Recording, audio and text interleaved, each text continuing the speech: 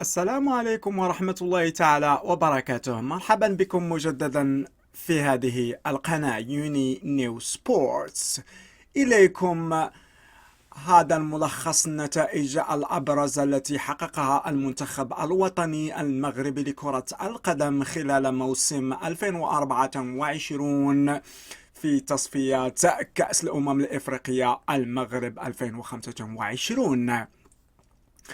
لنبدأ الجولة الأولى 6 سبتمبر 2024. انتصر المغرب على الغابون بنتيجة 1-1 مقابل 4. الجولة الثالثة 12 أكتوبر 2024، فوزه على إفريقيا الوسطى 5-0. الجولة الرابعة 15 أكتوبر 2024 في العام نفسه، فاز ساحق الجديد على إفريقيا الوسطى ب4-0. والجولة الخامسة 15 نوفمبر في نفس العام أيضا فوز كبير على الغابون ب5-1، حيث حرز إبراهيم دياز. الجولة السادسة 18 نوفمبر في العام 24 أيضا فوز كاسح ب7-0 على ليتس واو،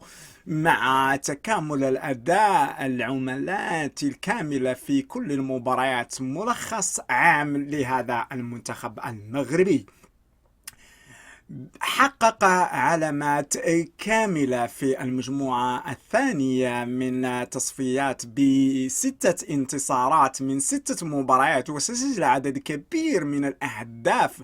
فاز ب7-0، 5-1، 5-0، 4-1 و4-0. تصفيات كأس العالم سنة 2026 الكاف لمجموعة 21 مارس في هذا العام 2025 ضد النيجر. فاز المغرب بصعوبة 2-1 بهدف دراماتيكي في الوقت بدل الضائع سجله بلال أخنوس، مما حافظ على سجل الفوز الكامل في تصفيات 25 مارس 2025 ضد تنزانيا. تابع انتصاراته وحقق فوز على تنزانيا بهدفين نظيفين، 2-0 سجلهما نايف أكراد وإبراهيم دياز من ركلة الجزاء. ملخص عام حتى أواخر مارس 2025: حافظ المغرب على سجله المثالي في تصفيات كأس العالم، مما يضعه في موقع قوي للتأهل المباشر من المنتخبات العربية والإفريقية. تصفيات كأس الأمم الإفريقية للسيدات المشاركة في نهائي النسخة النسوية من كأس الأمم الإفريقية، حيث تأهل المغرب إلى نهائيات بعد فوزه على غانا بركلة الترجيح 2-4، عقب تعديل 1-1 في مباراة نصف النهائي. مختلف إنجازات أخرى. التصنيف الفيفا أبريل 2025: صعد المنتخب المغربي إلى المركز 12 عالميا، وهو الأول إفريقيا وعربيا، وذلك إثار انتصاراته في تصفيات كأس العالم ببطولة شيزان للاعبين المحليين أغسطس 2025.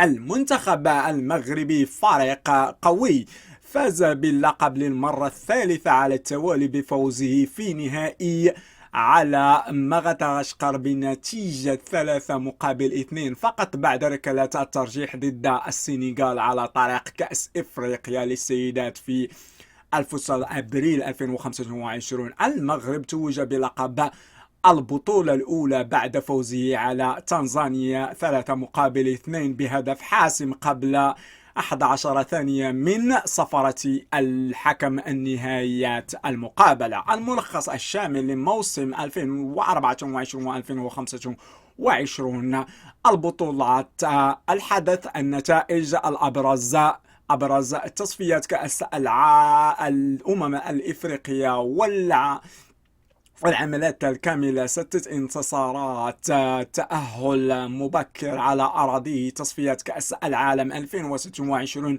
بداية قوية بفوزه متتاليتين 2-1 على النيجر و2-0 على تنزانيا. تصفية الفيفا المركز 12 عالميا والأول إفريقيا وعربيا.